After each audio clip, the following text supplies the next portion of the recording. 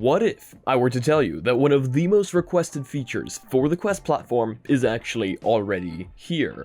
It's just nobody knows about it, and it wasn't announced. Well, that's exactly what I'm here to tell you. What is up, everyone? I'm Mysticle, and today I'll be showing you that playing audio in the background doesn't require any mods whatsoever anymore. Is right there on both the Quest Pro and the Quest 2, and maybe even the Quest 1, and you don't even need developer mode enabled. This is pretty much an official solution, and it doesn't get much easier than this, allowing you to play music while playing any game you like and using any app you might want for it. So, let's jump right in. Yeah, that's right. Playing audio in the background is here already. For the longest time, if you wanted to play music and play games on the Quest 2 at the same time, you would need a mod made by Basti. And that mod actually stopped working after a while, and I'm not even certain whether it's working at this moment in time with the latest Quest update. It wasn't the easiest solution. You were required to enable developer mode, run some commands, change device ownership, but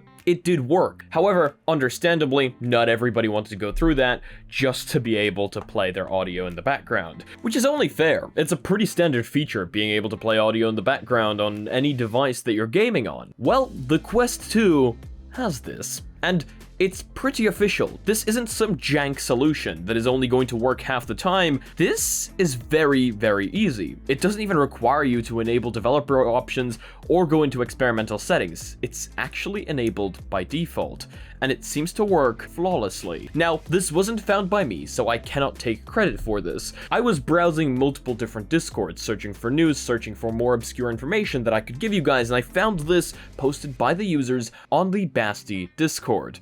It seems like that place is an absolute goldmine. If you guys want to find out interesting things about the Quest, I highly recommend you join it. But let me show you how to play audio in the background, as seriously, it doesn't get much easier than this. All you have to do is you have to find the website or application you want to play audio from on your Quest. So let's say you want to go onto YouTube and play the song that you like. Then you will notice that after you close the browser, it will stop playing the music. This is pretty standard.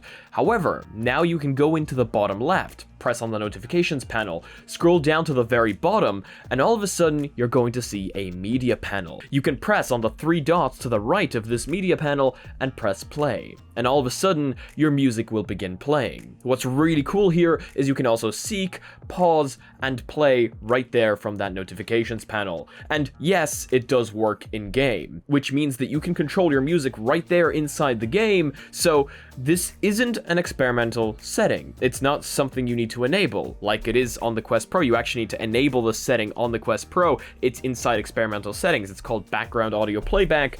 This straight up just works. Why hasn't it been announced, and why is it just kind of hidden away in the notifications panel for people to sometimes find it? You'd think that Meta would like to announce such a big feature to everyone, as this is one that has been wanted basically ever since the Quest has existed. I have videos from the Quest 1 showing people how to play music in the background, and here we are on the latest V53 PTC, that's what I'm running on this Quest. You can play audio in the background without any developer options, without any experimental settings.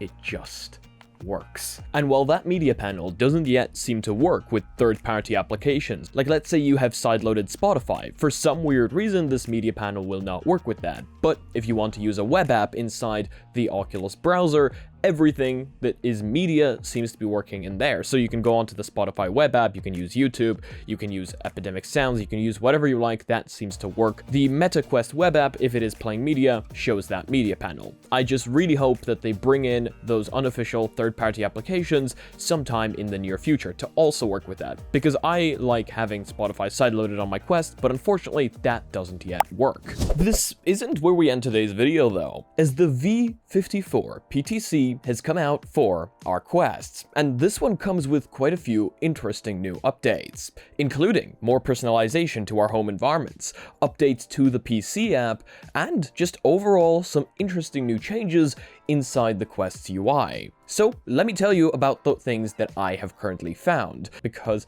well, there is no official changelog yet.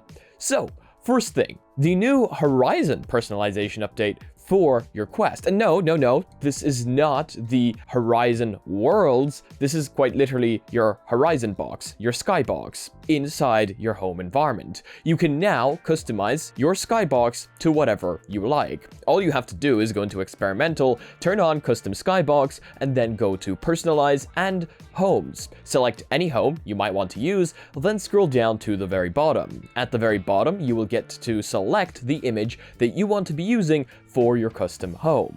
So you now get to select your own Horizon. For example, you want to be at Morskie Oko? There you go. You can now have that as a skybox. You want to be on the Faroe Islands? There you go. You can now have that. Yes, these are images I have randomly found in my gallery, as it turns out I don't actually take a lot of 360 images, but when I do, they're beautiful. Next thing comes for hand tracking. If you use hand tracking on your Quest devices, you will notice a very noticeable change with V54, as the universal menu for when you pinch and hold now looks just a little bit more modern, if you ask me.